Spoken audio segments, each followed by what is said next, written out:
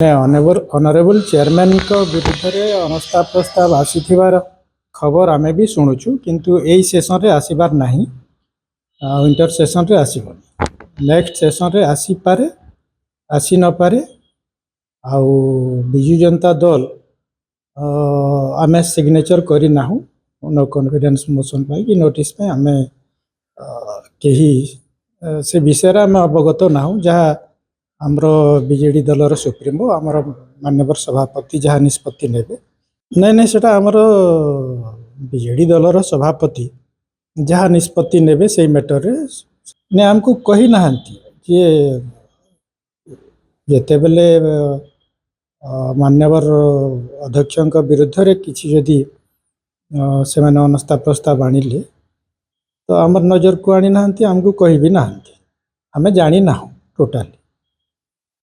ତ ସପୋର୍ଟ କରିବା କିମ୍ବା ବିରୋଧ କରିବାର ପ୍ରଶ୍ନ ଉଠୁନାହିଁ, ଯେହେତୁ ଆମେ ଜାଣିନାହୁଁ। ନା, ଏବେ ଆମେ ଟୋଟାଲ 7 ଜଣ ଅନରେବୁଲ ଏମ୍ପି ଅଛୁ ରାଜ୍ୟସଭାରେ। ଆଉ କେହି ଏବେ ଛାଡ଼ିବାର ନାହିଁ, କେହି ବିଜେଡ଼ି ଛାଡ଼ିକିରି ଯିବେ ନାହିଁ। ଚର୍ଚ୍ଚା ହେଉଛି, ଚର୍ଚ୍ଚା କରିପାରନ୍ତି ସେମାନେ, କିନ୍ତୁ ଆମର ସହିତ ସେଭଳିଆ କୌଣସି ଆଲୋଚନା କି ପର୍ଯ୍ୟାଲୋଚନା କି ସଭା ସମିତି କିମ୍ବା ଫୋନ କି ଭିଡ଼ିଓ କଲିଂରେ କୌଣସି ପ୍ରକାର ସେଭଳିଆ ଆଲୋଚନା ହେଇନାହିଁ, ସଭା ସମିତି ହେଇନାହିଁ କି ମତି ସମ୍ମତି କିଛି ହେଇନାହିଁ। ତ ଏଇଟା ସମ୍ପୂର୍ଣ୍ଣ ଭାବରେ ଯାହା ଯାହା ଆଲୋଚନା ହେଉଛି କି ଚର୍ଚ୍ଚା ହେଉଛି ସେଟା ସମ୍ପୂର୍ଣ୍ଣ ଭାବରେ ମନଗଢ଼ା, ଭିତ୍ତିହୀନ ଏବଂ ଆଧାର ବିହୀନ, କୌଣସି ଆଧାର ନାହିଁ, ନିରାଧାର ଚର୍ଚ୍ଚା ହେଉଛି। ଚର୍ଚ୍ଚା କରିବାରେ କିଛି ଅସୁବିଧା ନାହିଁ, ମୋର କିନ୍ତୁ ଯିବାର ନାହିଁ। ମୁଁ ବିଜେଡ଼ିରେ ଅଛି, ବିଜେଡ଼ିରେ ରହିବି। ଆଉ ମୁଁ ଯେହେତୁ ଆଦିବାସୀ ଲୋକ, ଆମେ ଯାହା କହୁଁ ତାକୁ କରୁ।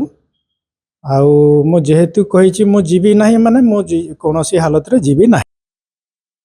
ନାଇଁ, ସେ ଆମର ଯେହେତୁ ସେଭଳିଆ ପ୍ରସ୍ତାବରେ ଆମର ନଜରକୁ ଆସିନାହିଁ କିମ୍ବା ଆମକୁ ସେମାନେ ଆମର ବିଜେଡ଼ି ଦଳକୁ ବୋଧେ ମୁଁ ଜାଣିବାରେ ଆମକୁ କନସଲ୍ଟ କରାଯାଇ ନାହିଁ। ସେଥିପାଇଁ ସେ ବିଷୟରେ ଆମେ ଅବଗତ ନୁହଁ।